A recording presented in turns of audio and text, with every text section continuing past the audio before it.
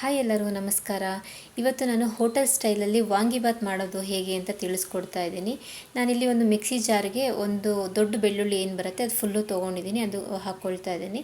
ಅದಾದಮೇಲೆ ಒಂದು 2 ಇಂಚಷ್ಟು ಶುಂಠಿ ಹಾಕ್ಕೊಳ್ತಾ ಇದ್ದೀನಿ. ಅದಾದಮೇಲೆ ಒಂದು ಇಡಿಯಷ್ಟು ಪುದೀನ ಹಾಕ್ಕೊಳ್ತಾ ಇದ್ದೀನಿ. ಅದಾದಮೇಲೆ 1 ಇಡಿಯಷ್ಟು ಕೊತ್ತಂಬರಿ ಸೊಪ್ಪು ಕೂಡ ಆ್ಯಡ್ ಮಾಡ್ಕೊಳ್ತಾ ಇದ್ದೀನಿ. ಅದಾದಮೇಲೆ ಚಕ್ಕೆ ಲವಂಗ, ಚಕ್ಕೆ ಒಂದು 2 ಇಂಚ್ ಆಗುವಷ್ಟು. ಅದಾದಮೇಲೆ ಲವಂಗ ಒಂದು 7-8 ಲವಂಗ ಕೂಡ ಹಾಕ್ಕೊಳ್ತಾ ಇದ್ದೀನಿ. ಅದಾದಮೇಲೆ ಒಂದು ಅರ್ಧ ಸ್ಪೂನಷ್ಟು ನಾನು ಇಲ್ಲಿ ಖಾರದ ಪುಡಿ ತೊಗೊಳ್ತಾ ಇದ್ದೀನಿ. ಅದಾದಮೇಲೆ 1.5 ಸ್ಪೂನಷ್ಟು ಧನಿಯಾ ಪುಡಿ ಹಾಕ್ಕೊಳ್ತಾ ಇದ್ದೀನಿ.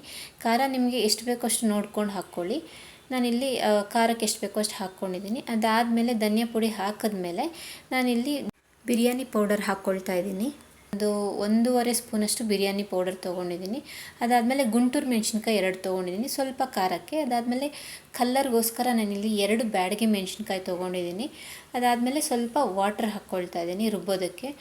ವಾಟರ್ ಹಾಕ್ಕೊಂಡು ಇಲ್ಲಿ ನುಣ್ಣಗೆ ರುಬ್ಕೋಬೇಕಾಗತ್ತೆ. ಫುಲ್ಲು ಫೈನ್ ಗ್ರೈಂಡೇ ಮಾಡ್ಕೋಬೇಕಾಗತ್ತೆ. ನೋಡಿ ಈ ಥರ ಫುಲ್ಲು ನುಣ್ಣಗೆ ರುಬ್ಕೊಂಡಿದ್ದೀನಿ ನಾನು. ನೋಡಿ ಇಷ್ಟಾದರೆ ಸಾಕಾಗತ್ತೆ.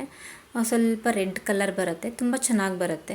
ಅದಾದಮೇಲೆ ನೆಕ್ಸ್ಟು ನಾನಿಲ್ಲಿ ತರಕಾರಿ ಎಲ್ಲ ಏನು ಬೇಕೋ ಅದು ಕೂಡ ಕಟ್ ಮಾಡ್ಕೊಂಡಿದ್ದೀನಿ. ಬದನೆಕಾಯಿ, ಈರುಳ್ಳಿ, ಟೊಮೆಟೊ, ರುಬ್ಕೊಂಡಿರೋ ಮಸಾಲೆ, ಬಟಾಣಿ ಎಲ್ಲ ರೆಡಿ ಮಾಡಿ ಇಟ್ಕೊಂಡೆ.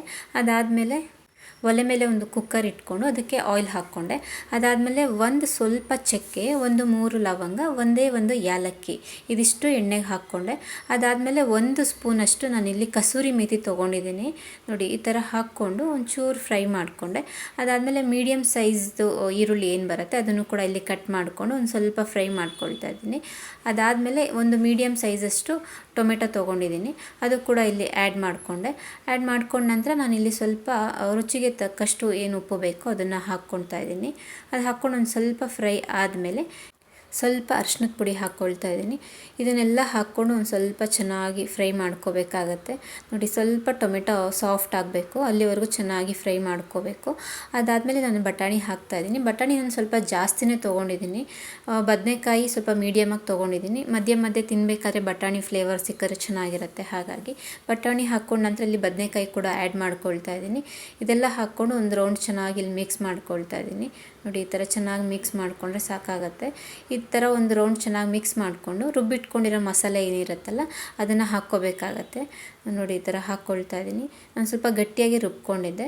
ಅದಾದಮೇಲೆ ಸ್ವಲ್ಪ ಅದಕ್ಕೆ ಜಾರಲ್ಲಿ ಏನಿರುತ್ತೆ ಅದಕ್ಕೆ ಸ್ವಲ್ಪ ವಾಟ್ರ್ ಮಿಕ್ಸ್ ಮಾಡಿಕೊಂಡು ಇಲ್ಲಿ ಆ್ಯಡ್ ಮಾಡ್ಕೊಳ್ತಾ ಇದ್ದೀನಿ. ಆ್ಯಡ್ ಮಾಡಿಕೊಂಡು ಇಲ್ಲಿ ಒಂದು ಕುದಿ ಬರೋವರೆಗೂ, ಅಂದರೆ ಅದು ಎಣ್ಣೆ ಏನು ಬಿಡಬೇಕು ಮಸಾಲೆ ಅದು ಫುಲ್ಲು ಎಣ್ಣೆ ಬಿಡೋವರೆಗೂ ಇಲ್ಲಿ ಚೆನ್ನಾಗಿ ಕುದಿಸ್ಕೊಳ್ತಾ ಇದ್ದೀನಿ. ನೋಡಿ ಎಷ್ಟು ಚೆನ್ನಾಗಿ ಎಣ್ಣೆ ಬಿಟ್ಕೊಂಡಿದೆ. ಇವಾಗ ಅಲ್ಲಿವರೆಗೂ ಚೆನ್ನಾಗಿ ಕುದಿಸ್ಕೊಳ್ತಾ ಇದ್ದೀನಿ. ನೋಡಿ ಎಣ್ಣೆ ಎಲ್ಲ ಚೆನ್ನಾಗಿ ಬಿಟ್ಟ ಮೇಲೆ ಅಳತೆಗೆ ಎಷ್ಟು ನೀರು ಬೇಕೋ ಅಷ್ಟು ಹಾಕ್ಕೊಳ್ತಾ ಇದ್ದೀನಿ. ನಾನಿಲ್ಲಿ ಅಳತೆಯಲ್ಲಿ 2 ಲೋಟ ಅಕ್ಕಿ ತೊಗೊಂಡಿದ್ದೀನಿ. ಅದಕ್ಕೆ ನಾನು 4 ಲೋಟ ಅಷ್ಟು ನೀರು ಹಾಕ್ಕೊಳ್ತಾ ಇದ್ದೀನಿ. ನೀರು ಹಾಕ್ಕೊಂಡ ತಕ್ಷಣ ನಾನಿಲ್ಲಿ ಅಕ್ಕಿ ತೊಳೆದಿಟ್ಕೊಂಡಿದ್ದೆ ಅದನ್ನು ಕೂಡ ಹಾಕ್ಕೊಳ್ತಾ ಇದ್ದೀನಿ. ಅಕ್ಕಿ ಎಲ್ಲ ಹಾಕಿದ್ಮೇಲೆ ಇಲ್ಲಿ ಒಂದು ರೌಂಡ್ ಚೆನ್ನಾಗಿ ಮಿಕ್ಸ್ ಮಾಡ್ಕೊಳ್ತೀನಿ. ಅದು ಕುದಿಯೋವರೆಗೂ ವೆಯ್ಟ್ ಮಾಡಬೇಕು ಅಂತ ಏನಿಲ್ಲ. ನಾನು ಅಕ್ಕಿ ಹಾಕಿದ ಕೂಡಲೇ ಒಂದು ರೌಂಡ್ ಚೆನ್ನಾಗಿ ಮಿಕ್ಸ್ ಮಾಡಿ ನಾನು ಲಿಡ್ ಕ್ಲೋಸ್ ಮಾಡಿಬಿಡ್ತೀನಿ. ಕುದಿ ಬರೋವರೆಗೂ ಏನು ವೆಯ್ಟ್ ಮಾಡಲ್ಲ. ನೋಡಿ ಈ ಥರ ಒಂದು ರೌಂಡ್ ಚೆನ್ನಾಗಿ ಮಿಕ್ಸ್ ಮಾಡಿ ಲಿಡ್ ಕ್ಲೋಸ್ ಮಾಡಿಬಿಡ್ತೀನಿ ಈ ಥರ. ಅದಾದಮೇಲೆ ಒಂದು 2 ವಿಜಿಲ್ ಕೂಗಿಸ್ಕೊಂಡು ನೋಡಿ ವಿಜಿಲೆಲ್ಲ ಕಮ್ಮಿ ಆದಮೇಲೆ ಈ ಥರ ಇಳಿಸ್ಕೊಂಡು ನಾವು ಮಿಕ್ಸ್ ಮಾಡ್ಕೋಬೇಕು ಚೆನ್ನಾಗಿ. ಈ ಥರ ನೀವು ಯಾವುದೇ ಹೋಟೆಲ್ಲು ಅಥವಾ ರೆಸ್ಟೋರೆಂಟ್ಗೆಲ್ಲ ಕಂಪೇರ್ ಮಾಡಿಕೊಂಡ್ರು ಅದಕ್ಕಿಂತ ಬೆಸ್ಟಾಗೇ ಬರುತ್ತೆ ಅಂತ ನಾನು ಹೇಳ್ತೀನಿ. ಏಕೆಂದರೆ ಇದರಲ್ಲಿ ಕಸೂರಿ ಮೇಥಿ ಎಲ್ಲ ಆ್ಯಡ್ ಮಾಡಿದ್ದೀವಿ.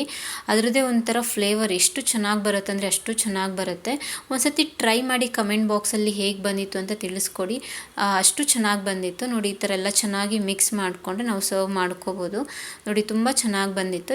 ಇದ್ರ ಜೊತೆಲಿ ನಾನು ರೈತ ಮಾಡ್ಕೊಂಡಿದ್ದೆ, ಅದು ಕೂಡ ಸರ್ವ್ ಮಾಡ್ಕೊಂಡು ತಿಂದ್ವಿ. ತುಂಬ ಚೆನ್ನಾಗಿ ಬಂದಿತ್ತು.